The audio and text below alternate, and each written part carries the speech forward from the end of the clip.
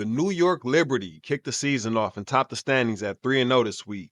They started with an 85-80 win over the Mystics. Breanna Stewart started out slow with 8-8 and then proceeded to go on a tear and have an all-around great week as she averaged 21 points, 7.7 rebounds, and 2.7 steals.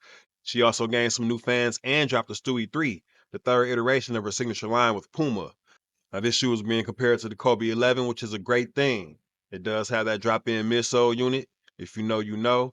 And if you don't, you can check out Wear Testers for the details on the Kobe comparison and the Stewie 3 in general. Sabrina also came to the dance in a new pair of shoes. She debuted this cave purple and black colorway of her soon-to-be released Sabrina 2. The first one was a hit. This one looks like it'll hit even harder. I hate to compare every shoe to a Kobe, but you see it, I see it. It is what it is. The Liberty took full advantage of the attention surrounding their back-to-back against the Indiana Fever. On the home end of it, they had their highest revenue earning day as a franchise. Sabrina and Caitlin had a crowd-pleasing exchange of three-point bombs. And, Sabrina, she's going toe-to-toe with Steph Curry at the All-Star weekend. So, of course, she was going to be unfazed by all of it. She only shot 29% from three in these last three games, and she's a career 37% shooter from three. So, she did shoot 44% in that last one. We could look for more of that in the coming weeks. That's closer to her norm than the shooting numbers from the first two games. They don't call New York a super team just because of two players and Jonquel Jones. She was dominating inside and out all week to the tune of 17 and 10. She shot 46% from deep. That's ridiculous. It's really not fair to have a big that versatile, honestly. And Liberty has two. So long season ahead for everybody else. Can't forget Lainey Hamilton. She was a menace in all three games. You ever had the Department of Public Works come knock on your door and say, "Hey, we got to cut your water off for 2 hours"? That was her. That was her all week to everybody she went against. So they finished the week with a full team encore interview, which is a perfect way to end a great week for the Liberty. It was handled perfectly by the franchise as a whole. Kudos to them. The Aces. They kicked their season off with another ring ceremony, and that's something that's starting to become like an annual tradition in Vegas. Asia Wilson, she showed up and showed out as usual, had the internet buzzing with this pregame fit. And these player exclusive metallic silver LeBrons that she played in this week. The Aces debuted a new black and silver branding as they moved away from like the black and red that they had before. So the shoes were appropriate. They were fire. Wilson, she averaged 26 points, 11 and a half rebounds, 5 assists, 2.5 blocks, and 2 steals this week. She let everybody know who she was if they didn't know who she was. Aces were 2-0. It didn't come without some bumps, though. They were missing their point guard, Chelsea Gray. She's their floor general. They didn't look like their normal selves. The Liberty actually looked better, but a win is a win. They'll get right as the season goes on. Jackie Young was doing more than her part to help fill the void. She was filling up the stat sheet. She averaged 22 and a half points, 6.5 rebounds, 8.5 assists, and 2.5 steals this week. With a block for good measure. That's crazy. She's normally at 13 points a game for her career. And until Chelsea Gray gets back, her volume won't be decreasing anytime soon. So if you were able to roster her at some value in a fantasy basketball draft, congratulations. If you're an underdog or prize picks player, you might want to consider using her in a parlay.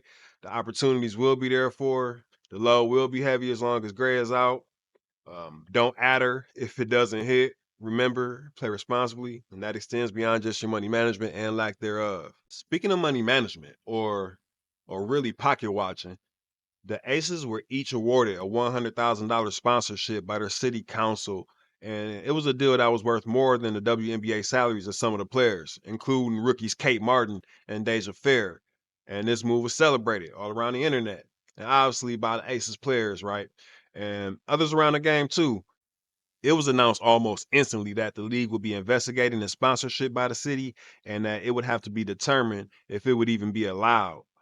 Now, the Aces have already lost their 2025 first round pick for past issues and grievances about improper payment and compensation of players outside of their salaries. So, this is nothing new to the Aces and franchises like the Liberty, who have paid fines in previous seasons for things like chartering flights for their team. So, it's a classic battle of the haves and the have nots, and that happens in every league. And sometimes progress can be delayed when it has to be collectively bargained. If the Cowboys and Lakers could just spend money like they could really afford to, teams like the Bengals and the Hornets, they wouldn't really even be able to compete, right, in the same league as them. So I understand, but it's still frustrating because you never really want to see red tape get in the way of any form of progress at all. and you never really want to take away somebody else's blessing just because the delivery of yours is a few hours or a few days behind theirs. So I don't know. We'll keep an eye on how it plays out, and hopefully more cities and organizations around these cities can take note because it's a line of cities right now trying to get an NBA, a WNBA franchise, and they will sponsor your players if you don't want to, if it's even allowed, I guess, because we'll find out when the WNBA finishes their investigation and announces their findings. The Minnesota Lynx, they handled the Seattle Storm in their back-to-back set this week. Each game was by a double-digit margin. It was a tough shooting week for the Storm's Jewel Lloyd, but it was all smiles as her player edition of the Nike GT Cut was released on the 15th and instantly sold out in all sizes and doing well on the secondary market. Now look, Alana Smith didn't give a damn about none of that. She dominated. She averaged 19 points, 6.5 rebounds, 2 assists, 2 steals, 5 blocks, while shooting a scorching 71% from three. And she's averaging 5 points and 5 rebounds in her career. So if you're new to watching this league, then pay attention there because you might have just pulled up right in time to catch an all-star blossom before our eyes. Nafisha Collier, on the other hand, she's been a problem. She's been doing this for a second now. 24.5 points, 10.5 rebounds, 2.5 assists, 3.5 steals, plus 2 blocks per game so far. That's you got to put her on the MVP watch. Very early MVP watch, but it's a very quick season as well. So we'll have to see next week if it was just a favorable matchup for those two, or if they're set to be a two-headed monster this season for the Lynx, 2-0 Lynx. The Connecticut Sun, they started off the season ruining the party for Fever fans and then followed that up by riding a 32-point fourth quarter explosion on the way to an 84-77 win over the Mystics. Alyssa Thomas, Dejanay Carrington, Dewana Bonner. No fun to play against. No fun. Top defense in the league for real, not for play. 2-0 to start the season, but they have enjoyed the confines of home. So next week, we'll get to test that theory about defense traveling and see if they can make it as hard for everybody on their home course. The Dallas Wings and the Chicago Sky, they split a home and home series, which honestly, that's really impressive for the Sky, especially without their number 2 pick, Camila Cardoso. Angel Reese, she's been a starter since game 1 of the preseason. And they rolled the Liberty in the preseason, even though that's not the real thing, but they played well in both games despite losing the first one. Really impressed, honestly, by the player Angel Reese so far this season. Some people were worried that she would be undersized, but I'm super impressed on the court and off the court as well. She's handled every interview perfectly. Killed the Met Gala red carpet right before the opener. Got home, played the opener. It was her birthday too the night before. We got a sneak peek at her player edition of these Iverson Lows, this white and pink version. She was featured in this denim campaign for Good American Jeans, a brand that designs jeans for tall women. The league honestly couldn't have hoped for a better ambassador this whole rookie class, to be honest. And I'm glad that she landed where she did. Her and the Sky seem like a perfect fit so far.